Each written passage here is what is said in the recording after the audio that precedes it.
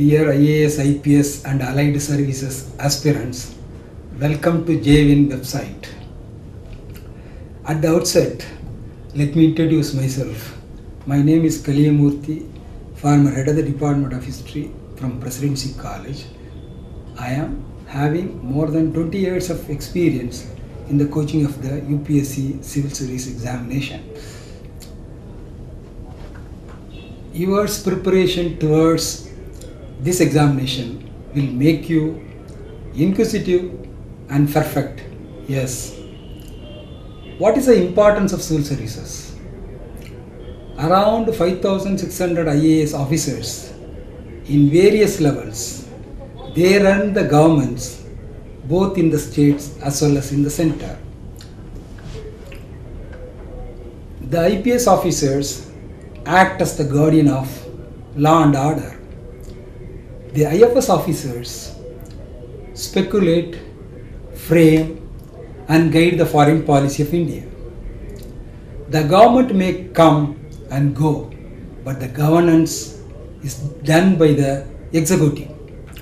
In a democracy, it is the people who matter, and the administration should satisfy them.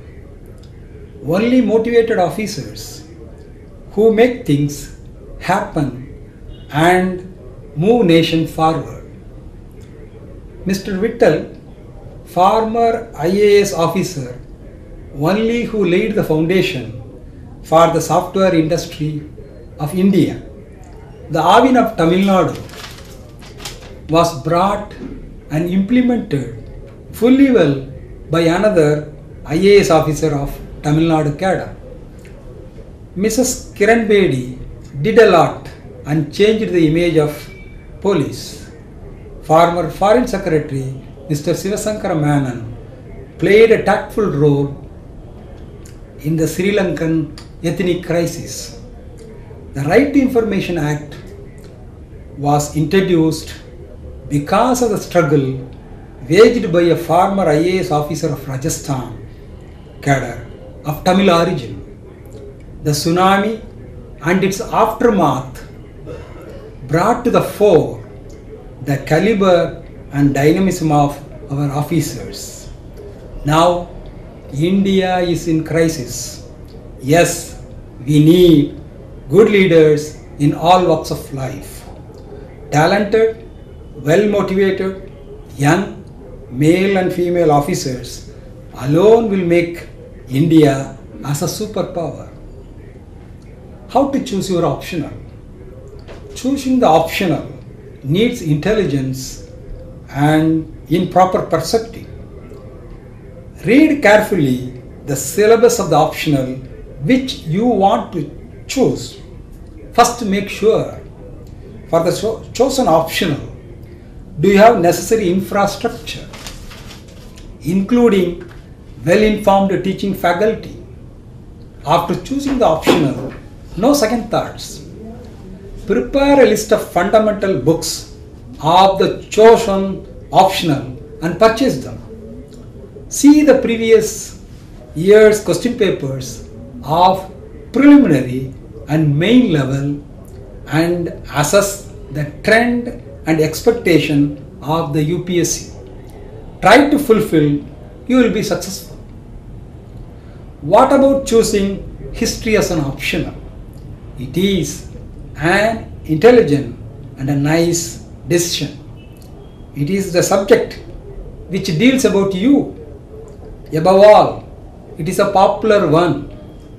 Consistently fetches good returns, that is marks, to the aspirants. Well-prepared study material is available in plenty and easily accessible. Knowledge of history is vital for a good administrator. Best examples are Dr. P.C. Alexander, who is a DLit in history, and a former ambassador and historian, Professor Panikkar. If you start with the small books on Indian history, soon you will be cooked or addicted to history. Recently published NCERT books on thematic concepts are beautiful, informative and interesting. In preliminary level, Indian history starts with the prehistoric age and ends with 1964, the death of Jawaharlal Nehru. Emphasis is given equally to ancient, medieval and modern periods. A list of standard books will guide you properly to cover in depth the whole syllabus. If you refer question bank on history and previous year's question papers, you can be confident enough to face the first hurdle, the preliminary. Coming to the main, the syllabus seems to be exhaustive. No, any PG student in history with good academic background and communication skill can well manage the main exam. The question papers are analytical and interpretative in nature. Originality is required to get distinction. Compared to the question papers of colleges and universities, which are all of qualifying nature, UPSC question papers stand apart and unique. If you are having the perspective of approaching the current national and international problems and issues with the historical background, then you will come with the fine writing and with the persuasive powers. History helps you to tackle the various segments of preliminary general studies paper as well as the two general studies paper of the main exam. For the essay paper, history helps a lot. As Babur the Mughal ruler said, change and tax are permanent. History will come along with you even after becoming an IAS, IPS or IFS. Let me finish my introduction saying my best wishes to you in all your civil service exams endeavors. Thank you. Now I can suggest a short list of books which are essential for the study of Indian history. Number one.